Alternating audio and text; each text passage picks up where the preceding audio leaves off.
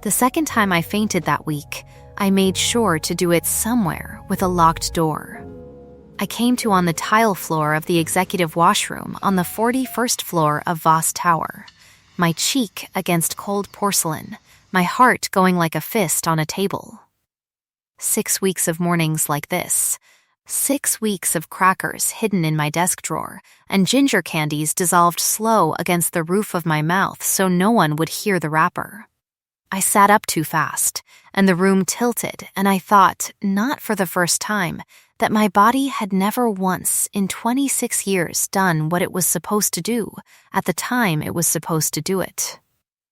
Defective, that was the word the specialist had used when I was 14, and my first heat came in wrong and early, and left me hospitalized for observation, my mother crying in a plastic chair, a nurse writing something on a chart she angled away from me like I wasn't the one it was about. Erratic presentation. Suppressant dependent, the kind of omega other omegas didn't want standing too close in an elevator in case whatever was wrong with me was catching. I splashed water on my face, reapplied the masking spray from the little glass vial I kept in my bag, and went back to my desk on the 39th floor, where I had spent 3 years being so thoroughly unremarkable that I had once overheard my own supervisor forget my name in a meeting I was sitting in. That was the job. That was the whole shape of my life. Be quiet, be useful, be invisible enough that nobody looked twice at the omega with the bad file and the good filing system. Ashford Bay looked twice at only one person that year, and it was not me. The papers had taken to calling her the Huntress, Augusta Voss, 34 years old, sole owner of Voss Atlantic Holdings, an alpha who had built a shipping empire out of her dead father's failing company, and then, 4 months ago, had begun tearing the city apart, looking for a woman she said she'd scented once, in the dark, and never found again. Private investigators. Scent tracking firms flown in from 3 countries, a standing reward that had made every unbonded omega and beta in a 40-mile radius either hopeful or furious, depending on how badly they needed the money. The tabloids ran a new headline every week. The Huntress's ghost. Who is she hiding from? I read every one of them on my lunch break and told myself it had nothing to do with me, because it didn't. Because I had never met Augusta Voss. Because the only thing I remembered from the night the power went out in this building 4 months ago was smoke and a stranger's hands, and a voice low as a held breath saying, "You're safe. I don't let go of what's mine." And then nothing. Then morning. Then a positive test I'd taken in this same bathroom 3 days ago. With my hands shaking so hard, I dropped the cap twice. Twins. The clinic had said twins, like that was a small thing to hand a woman standing alone in a paper gown. I hadn't seen his face, her face. I hadn't seen anything. The backup lights had failed along with the main grid, and someone had pulled me into a supply closet off the 41st floor stairwell while the fire alarm screamed, and I had gone into a heat I didn't know I was due for. Suppressants failing the way they sometimes did when I was under stress, and a stranger with a scent like juniper and struck flint had held me through it with a gentleness that had nothing to do with what our bodies were doing, and everything to do with a question asked at every single step. Do you want this? Tell me to stop, and I will. I had said yes so many times that night it had worn a groove into my memory. The one clear thing in an otherwise smoke-blurred 12 hours, and then the lights had come back on, and I had run, ashamed and thrilled and certain I would never see him again, not knowing to ask a name, not offering mine. I told no one. Not my best friend at the office, not my brother, who called every Sunday to talk about his second year of med school and thank me for the tuition I sent that he still didn't know came out of nearly every paycheck. I put my hand flat against my stomach in the elevator going down that evening, alone, and made myself a promise instead of a plan. I would carry this quietly, the way I carried everything, and I would not let it be one more thing the world used to prove I was broken. The elevator stopped on 39. The doors opened on chaos, a board meeting spilling into the hallway, my supervisor white-faced, someone saying merger, and someone else saying we are 2 hours from a press release we cannot walk back, and above all of it, coming down the hall like weather. A voice I recognized instantly, though I had only heard it once, in the dark, saying my name into the cave of my own throat. I did not know yet that it was her voice. I only knew that hearing it made every hair on my arms stand up, and that I had exactly no idea why. The corridor smelled like panic and printer toner, and underneath it, cold and green and faintly like struck flint, and I did not let myself think about why that mattered until 3 days later, when I was standing at the back of a boardroom, holding a single sheet of paper that was about to save Augusta Voss's company and expose me to the one person in the building I most needed to stay invisible from. The papers on the table that morning were wrong in a way nobody else in that room could see. I saw it the way I saw everything with numbers, not as facts, but as a shape, a rhythm. And this shape had a stutter in it, a set of transfers routed through 3 shell accounts that circled back to a single signature buried 4 pages deep in an appendix nobody reads. I had learned to read appendices young, sitting at my mother's kitchen table doing her taxes at 15 because she couldn't afford an accountant, and I turned out, unasked, to have a mind that held numbers the way other people held songs.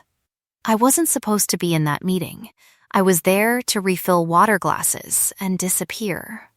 But the merger filing had come across my desk for formatting an hour before, and formatting meant reading, and reading meant I already knew, by the time I stood against the back wall with a pitcher, sweating in my hand, that Voss Atlantic Holdings was about to sign away 11% of itself to a shell company controlled by the family of the woman sitting at Augusta Voss's right hand. I set the pitcher down. My hands were shaking, which I hated, because shaking hands read as nerves and nerves read as female and unreliable, and I needed, for once, to be neither. "There's an error in the Meridian transfer schedule," I said. The room went very quiet, in the specific way rooms go quiet when the wrong person has spoken. Page 41. The routing account listed doesn't match the account referenced in the original filing. It's been changed twice in 11 days. Augusta Voss turned in her chair, and I got my first real look at the face that had been on every newsstand in the city for 4 months, and something in my chest dropped the way a floor drops in a fast elevator. She had a face built for command, a jaw that didn't apologize for itself, eyes the pale gray-green of deep water, dark hair pulled back hard enough to mean business. She was looking at me the way you look at a door you didn't know was there. "Who are you?" she said. Not unkind, not kind either, a statement more than a question. "Wren Calloway." My voice held, barely. I do the formatting for the executive floor. "Show me page 41. I did. I walked the length of that table under a dozen sets of eyes that had never once in 3 years bothered to learn my name, and I laid the paper in front of her, and I talked her through the routing numbers the way I'd have talked my mother through a grocery budget, plain, unhurried. Because panic never once made a number make sense faster. It took 90 seconds. It felt like a year. When I finished, Augusta Voss looked up from the page to my face and held it there a beat too long, and I felt that look land somewhere under my ribs, warm and unwelcome, like a hand set down on a bruise I hadn't known was there.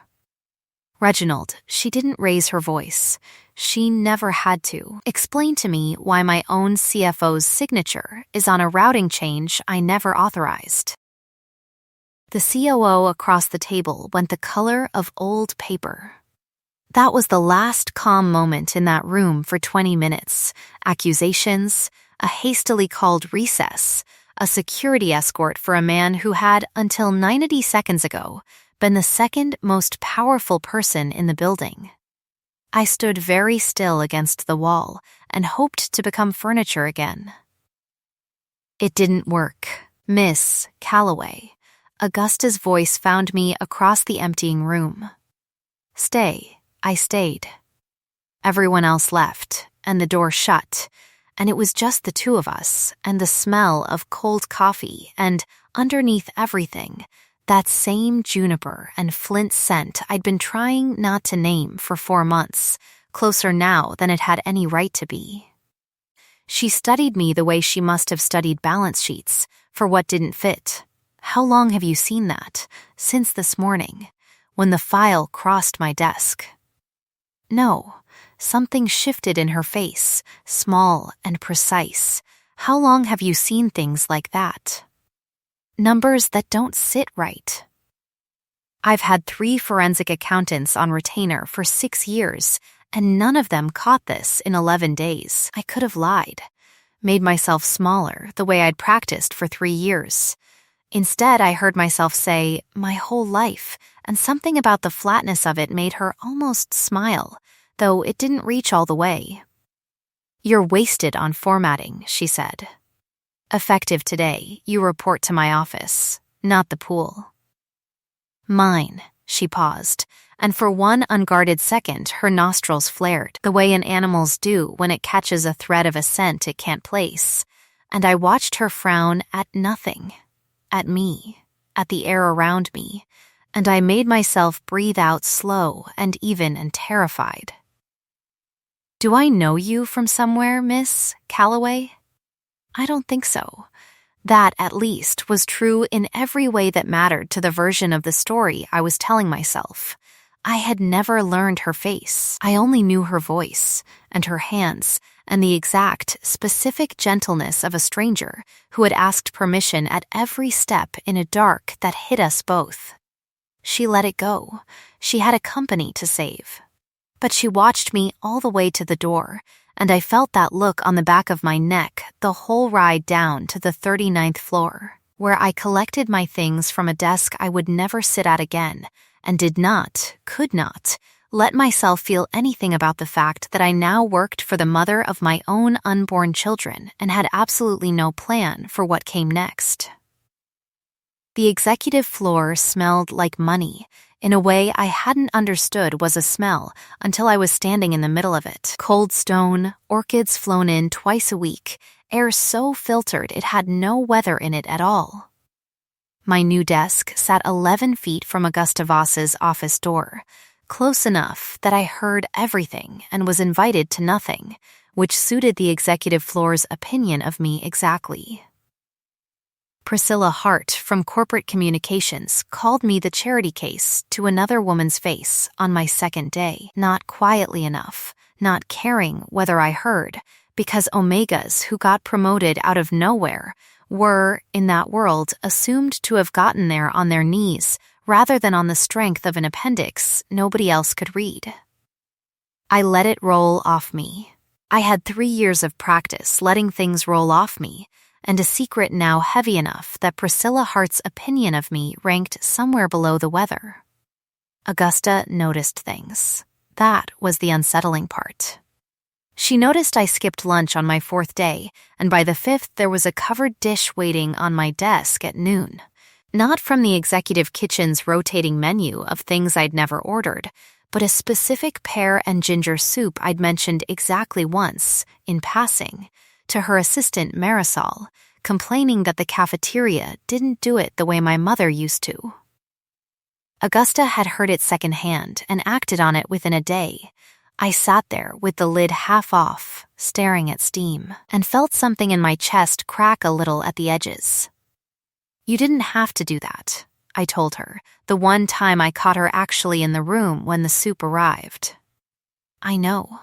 She didn't look up from her monitor. I wanted to.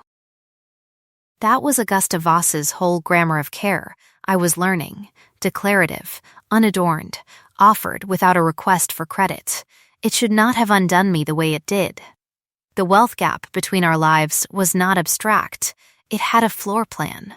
Her apartment took up the entire top 2 floors of a building I'd walked past for years, assuming it was a hotel. Mine was a 4th floor walk-up with a radiator that clanked like it was trying to say something, and a lock that stuck in humid weather.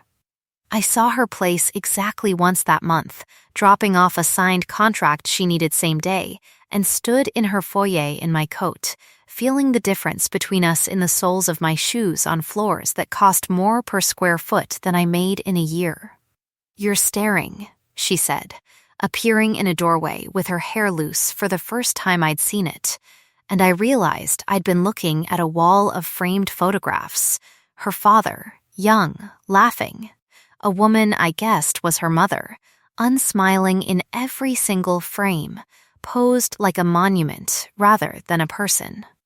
"Sorry, don't be." A pause, longer than the sentence needed.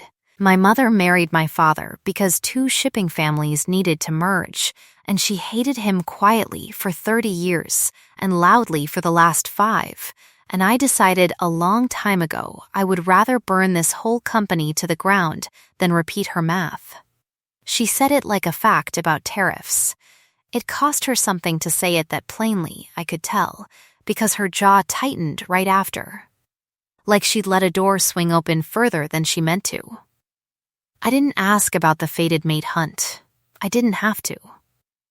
Everyone in the building whispered about it, the way you'd whisper about a fire 2 floors down, close enough to feel the heat, too far to help put it out. It was in the elevator, 3 days later, that the first clue surfaced, and I very nearly drowned in it. I'd forgotten to reapply the masking spray that morning.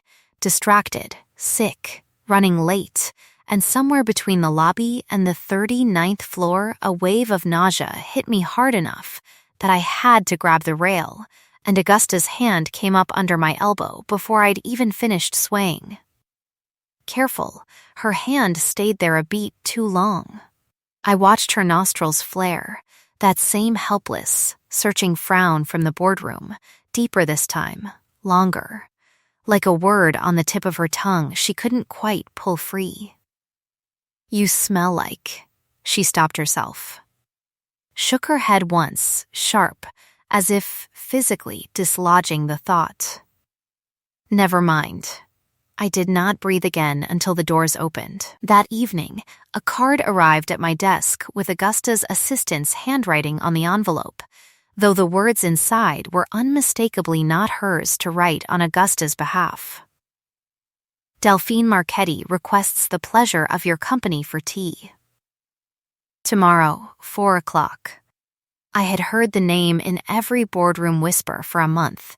Old family, old money. The woman the board had been quietly pushing Augusta toward for a merger of bloodlines as much as balance sheets, ever since the fated mate hunt had turned from romantic to embarrassing in the papers. I had never met her. I turned the card over twice, looking for a threat I couldn't yet read, and found none, and went home with a knot in my stomach that had nothing to do with morning sickness at all. Delphine Marchetti had the kind of beauty that looked engineered rather than born, and a voice pitched for exactly 1 register, sweet, and beneath the sweetness, a blade laid flat against silk. She poured my tea herself, which should have felt like courtesy and felt instead like being handled. "You've made quite an impression," she said. "Augusta doesn't promote people. She acquires them." A pause, exact as a scalpel. I wonder what she thinks she's acquiring in you. "I do good work," I said. "I'm sure you do." She set the pot down without a sound. "Dr. Feld sends his regards, by the way." He was very thorough in his notes. The floor tilted under me the same way it had in that washroom weeks ago, except this time nothing about my body was to blame. Dr. Feld was the clinic physician who'd confirmed the twins. I had told no one his name. "I don't know what you mean. I think you do."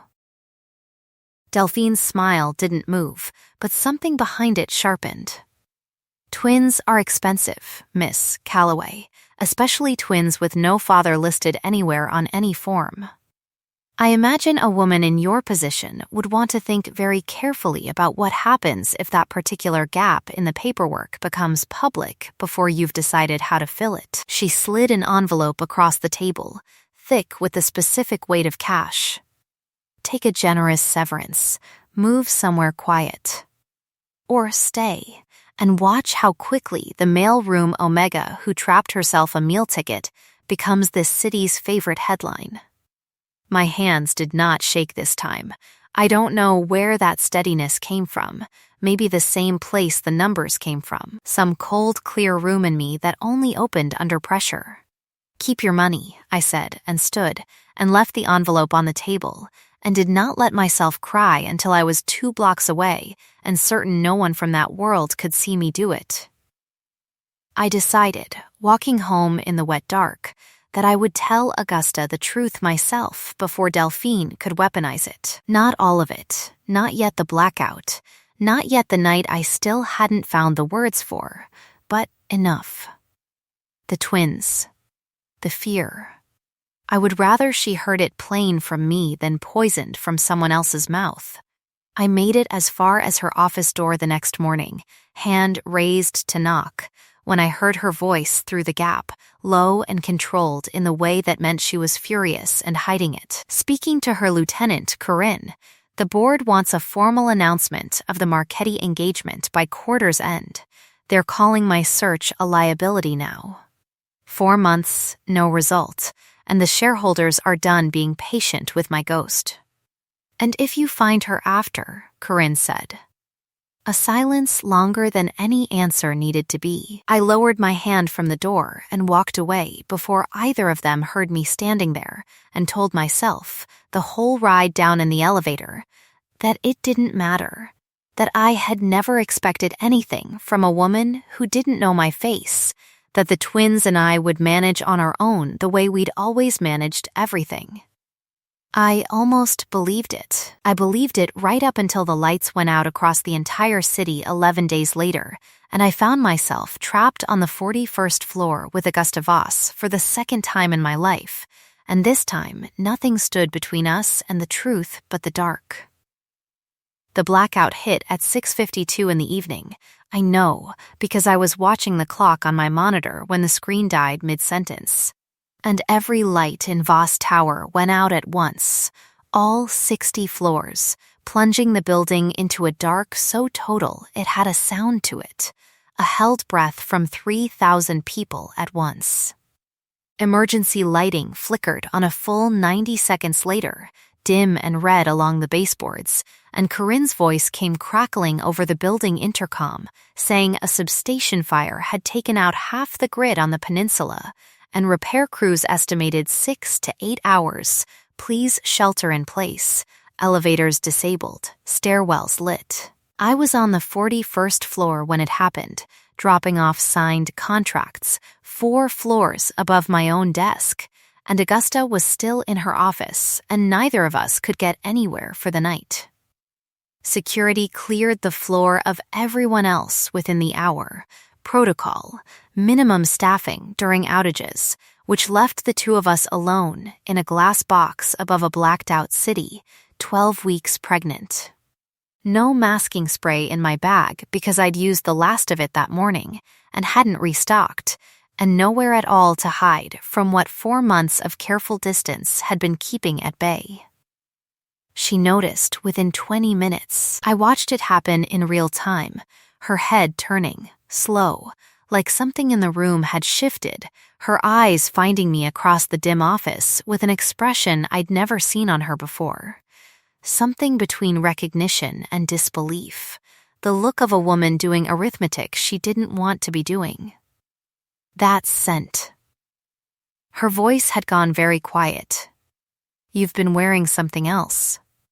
For months, every time I've been near you there's been this. She stopped. Stood, crossed the room slower than I'd ever seen her move, like she was afraid sudden motion would break whatever this was. Ren. Nobody at Voss Atlantic Holdings called me by my first name. She'd never once said it before that moment, and hearing it in that voice, in that dark, undid something in my chest I'd spent 4 months bracing shut. I don't understand. I lied. I think you do. She was close now, close enough that the red emergency light caught the color of her eyes, close enough that I could smell her clearly for the first time without a wall of glass and formality between us. Juniper struck flint, and underneath it, something raw that hadn't been there in the boardroom. The night of the fire. 4 months ago. The supply closet on this floor. Her jaw worked once, twice. I have been searching this entire city for a scent I cataloged down to the note, and it has been 11 feet from my desk since the day I put you there. I didn't know it was you. I never saw your face. I didn't know your name until I read it in the papers with everyone else. Tell me to stop and I will. She said it like a question this time, not a memory, her hand hovering an inch from my jaw, close enough that I could feel the heat off her skin, and I understood in that instant that she was asking permission for the second time in her life to touch the same woman, 4 months and a whole city search apart, and had no idea it was the same woman at all until this exact moment. Don't stop, I said, and her hand came down against my cheek, and for 1 full second the entire tower and the entire dark city outside it disappeared. And there was nothing but her mouth an inch from mine and the particular held breath quality of 2 people about to close a distance that had cost one of them 4 months and the other one everything. That was the second the first pain hit, low, sharp, a fist closing behind my navel, and I gasped and doubled instead of leaning in. And Augusta's whole body changed in the space of a heartbeat from want to alarm, catching me before my knees gave. What's wrong? What's happening? Her hands were on my stomach before I could stop her, careful, urgent, and I felt her go rigid the instant she registered what her palms were reading through the fabric, not injury, not illness, but the unmistakable, unhideable shape and warmth of pregnancy, 2 heartbeats where there should have been 1 steady thrum of scared omega pulse. Her eyes came up to mine, wide now, stripped of every ounce of boardroom control.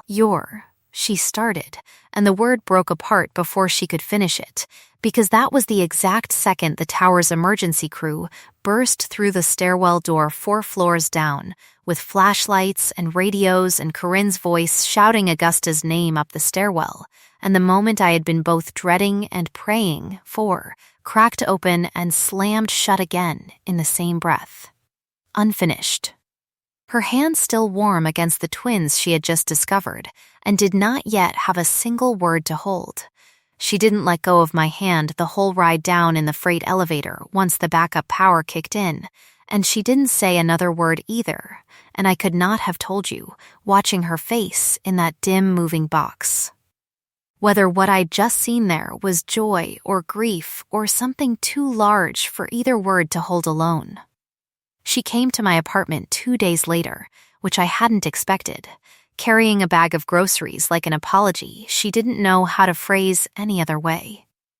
My radiator clanked its usual complaint when she stepped past it, and she didn't flinch at the size of the place the way I'd braced for. 400 square feet, a kitchen table doing 3 jobs, a window that looked at a brick wall instead of a harbor. She just set the bag down and started, without asking, cooking the pear and ginger soup her kitchen staff had been sending me for a month, and I sat at my own table and watched the most feared alpha in Ashford Bay burn the first batch of rice because she'd never once in her life had to watch a pot.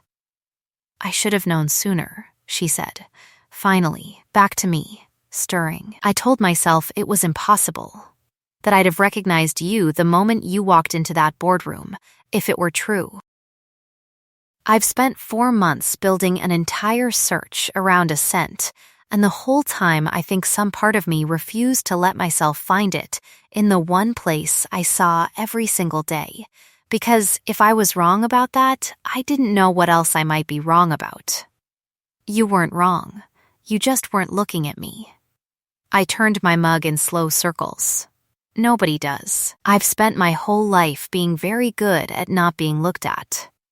She turned then, and something in her face had gone unguarded in a way I hadn't seen even in the dark of the blackout.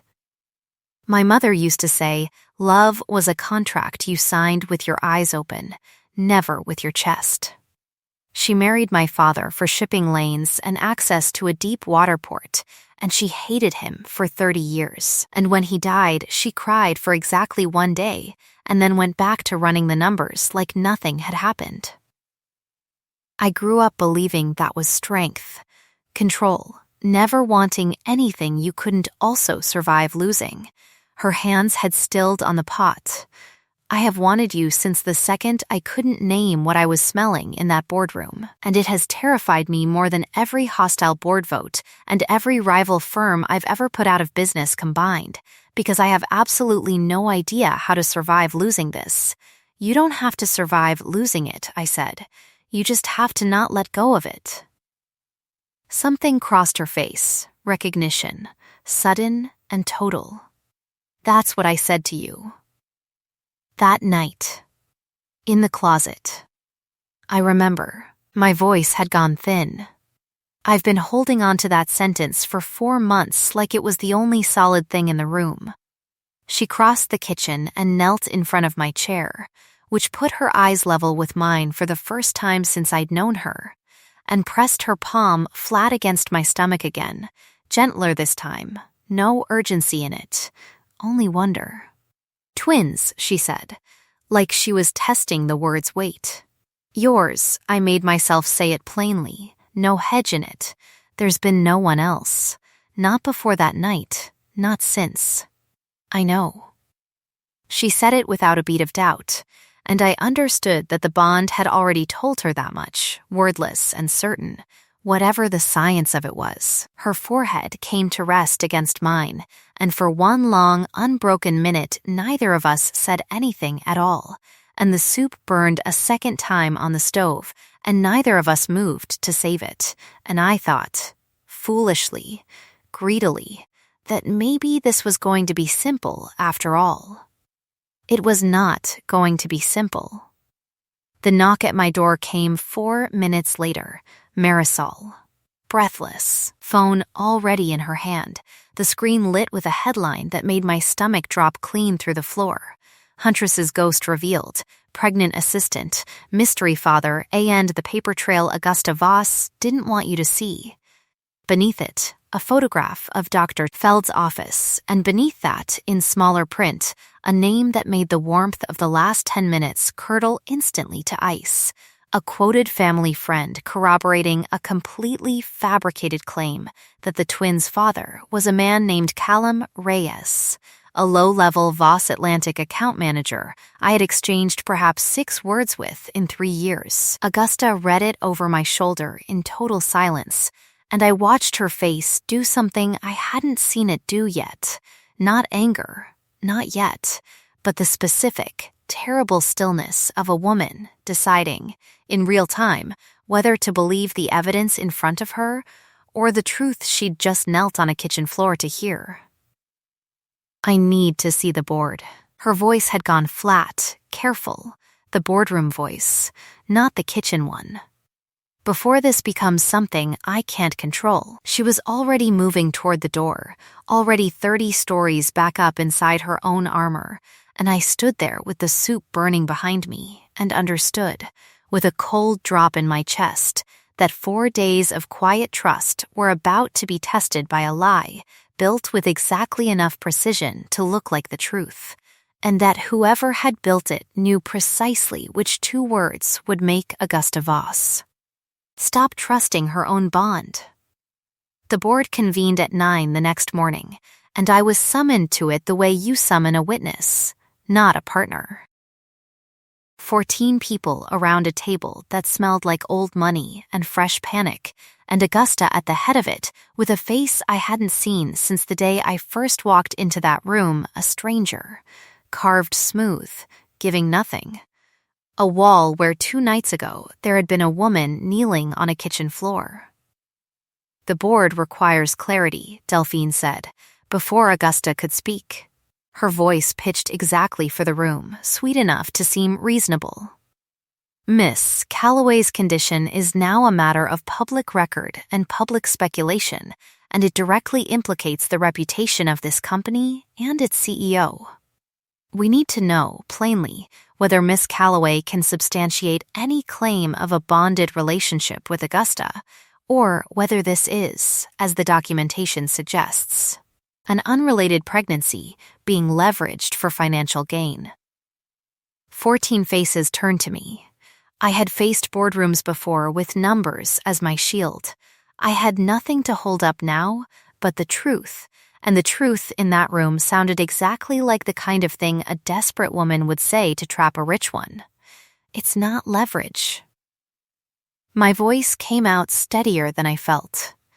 The twins are Augusta's, from the night of the fire, 4 months ago. I didn't come forward because I was afraid, not because I was hiding a lie.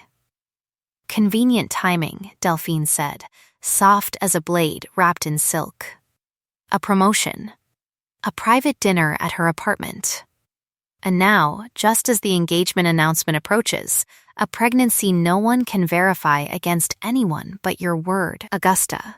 I looked past Delphine to the one face in the room that mattered and found it unreadable, closed, a stranger's face wearing hers. You know what you scented. You know what the bond told you. Say it. The silence that followed was the longest of my life. When Augusta finally spoke, her voice had none of the warmth I'd heard 2 nights ago kneeling on my kitchen floor. I need verified paternity before this board makes any statement to the press. She wouldn't meet my eyes when she said it. Security will escort Miss Calloway from the building until this is resolved. I don't remember standing up. I remember the walk out. The length of that hallway stretched to something impossible. Priscilla Hart's face lit with vindicated delight.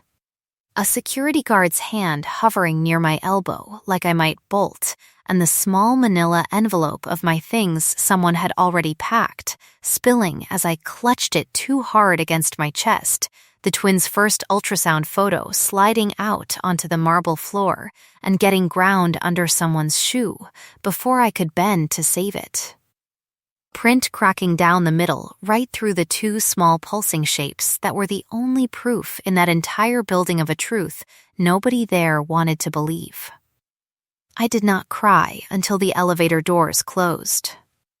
And even then, underneath the grief, some old, cold, steady part of me, the part that read appendices at 15 and caught a stuttering shell account in 90 seconds, was already doing the thing it always did when everything else fell apart. It was counting.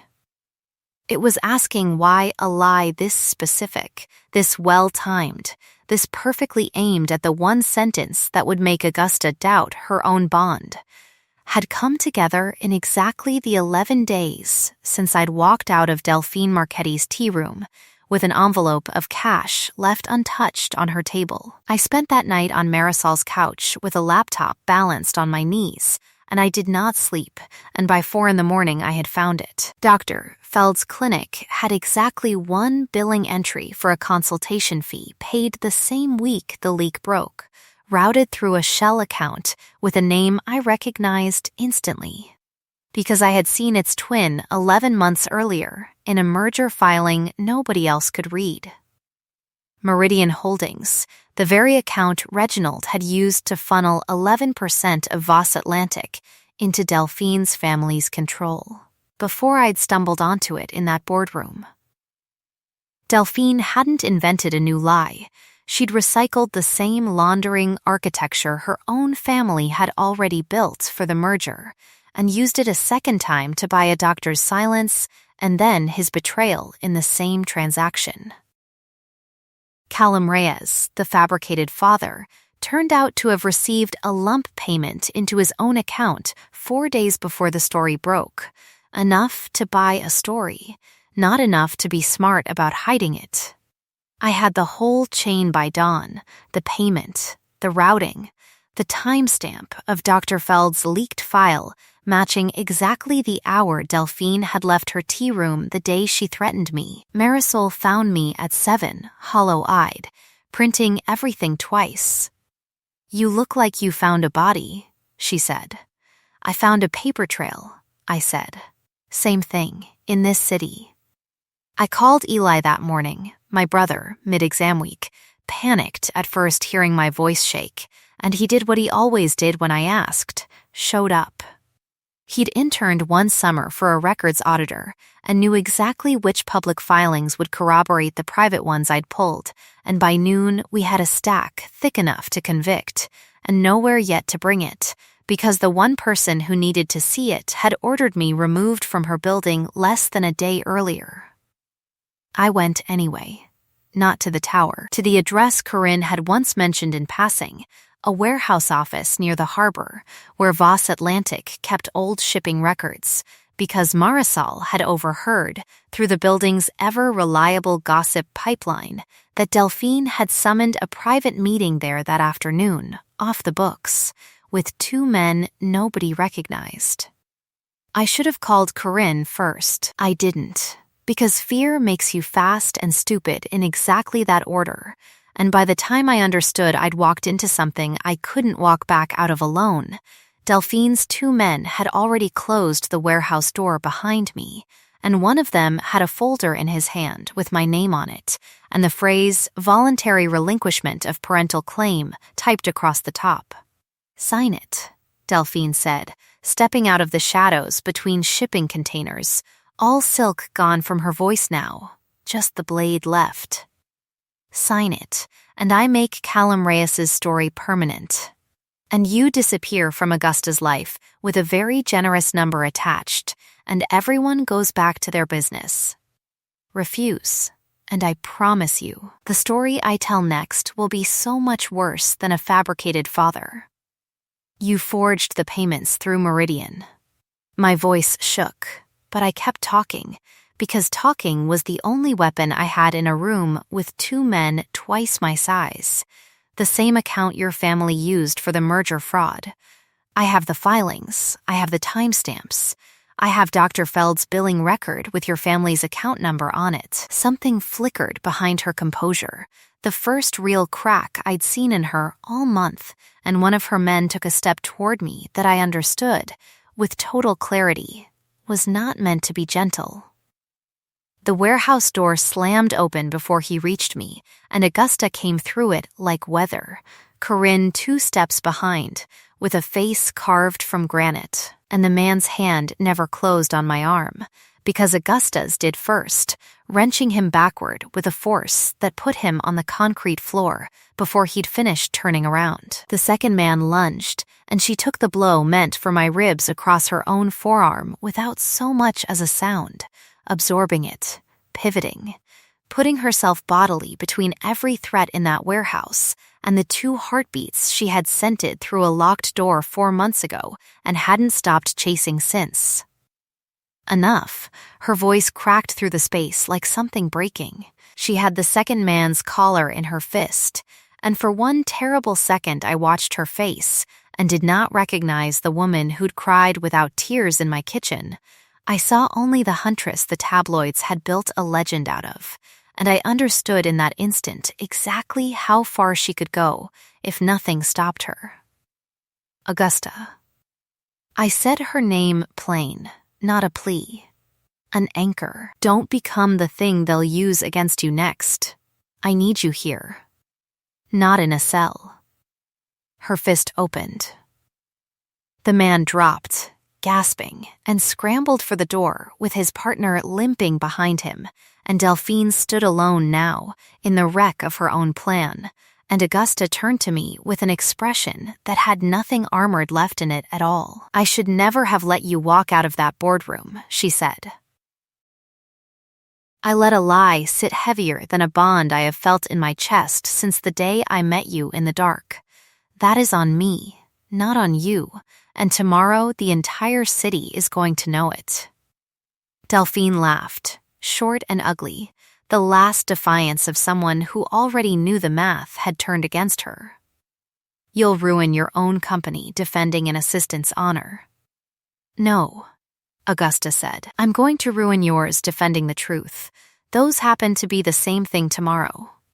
The press conference was set for 10 the next morning, and Augusta insisted I stand at the podium beside her rather than behind her, which the board objected to right up until she reminded them, in a tone that ended the argument permanently, that she owned 61% of the company they were currently sitting on.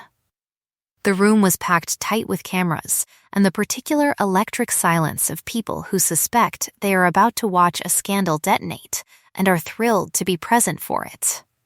Augusta didn't open with an apology. She opened with the recording. Corinne had gone back to Dr. Feld the night before with the paper trail Eli and I had built, and faced with federal fraud exposure rather than Delphine's protection, the doctor had given up everything on tape. The payment, the forged consultation notes, Delphine's exact instructions on which false name to attach to the pregnancy. Augusta played it through the room's speakers without a flicker of hesitation, Delphine's own voice filling a press room full of the same reporters who'd printed her lie 4 days earlier, and I watched every face in the front row that had sneered at me in that hallway go slack with recalculated shame. Meridian Holdings, Augusta continued, once the recording ended, has now been tied by forensic audit to 2 separate fraud schemes against this company, both uncovered by the same person your headlines called a gold-digging assistant. Ren Calloway saved this company once from an 11% theft before any of you knew her name, and she has now, at considerable personal cost, exposed the second half of the same scheme. She turned and found me in the small space beside the podium, and something in her face went soft in front of every camera in the city. She is also the fated mate I have been searching for since the night this building nearly burned down, and the mother of the children I intend to raise with her, and I am done letting anyone in this city, on this board, or in this room decide what that is worth. The room detonated in questions. She let exactly one land before she raised a hand, silencing it. One more thing. She reached into her jacket and produced a small brass button, tarnished at the edges, that I recognized with a jolt I felt in my teeth. The button that had popped from my cardigan the night of the fire, torn loose in the dark scramble of the supply closet, that I'd assumed lost forever.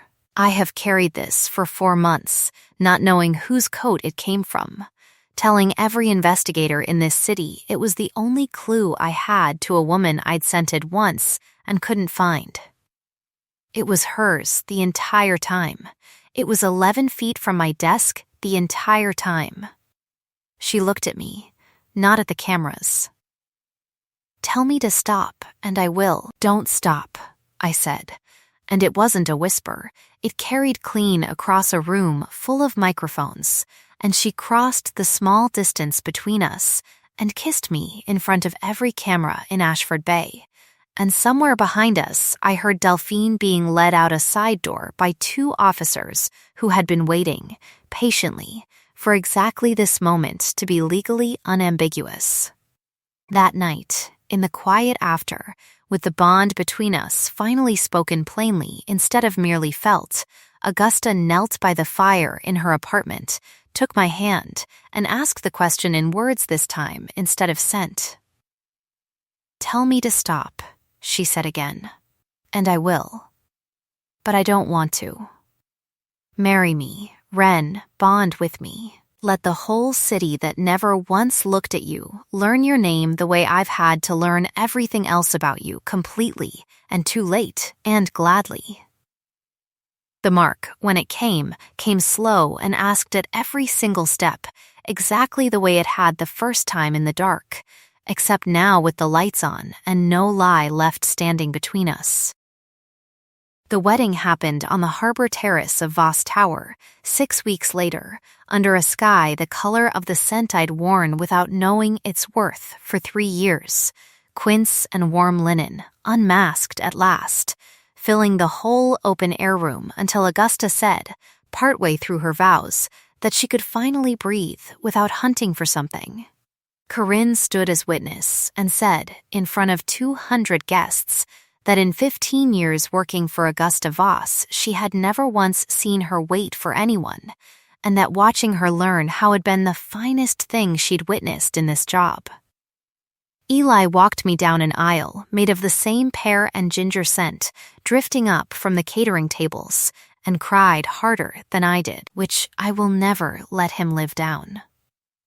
Delphine Marchetti pleaded to federal fraud charges 8 months later and lost every board seat her family had held for 2 generations. Reginald was sentenced alongside her. Priscilla Hart, quietly informed that her services were no longer required on the executive floor, found new work at a firm with considerably less gossip and considerably less standing. Dr. Feld surrendered his license. Every name that had used me for a headline that spring found, by winter, that the city had a much longer memory for cruelty than it had ever had for kindness. A year on, I stood at the north-facing window Augusta had promised me the very first week I moved into the top 2 floors of a building I'd once mistaken for a hotel, watching the harbor lights come up gold against the evening the way I'd told her once, offhand, tired, that I'd never had time to see. Our daughter slept against my shoulder. Our son slept against hers, 4 minutes older and no less loud about it. On the small dresser by the window sat the ultrasound photo, cracked print smoothed flat and framed at last, its torn line running straight through both small shapes like a scar that had healed, instead of one that had simply been hidden. Beside it, on a fine gold chain around my neck, hung a single tarnished brass button, sewn once into a cardigan nobody had valued and carried for 4 months by a woman who hadn't known yet that she already had what she was looking for. I had spent 26 years being told I was the thing in a room nobody needed to notice. It turned out the truth was smaller and larger than that at once. I was never invisible. I was only waiting for the one person whose whole life would be built, gladly, around finally seeing me. The end.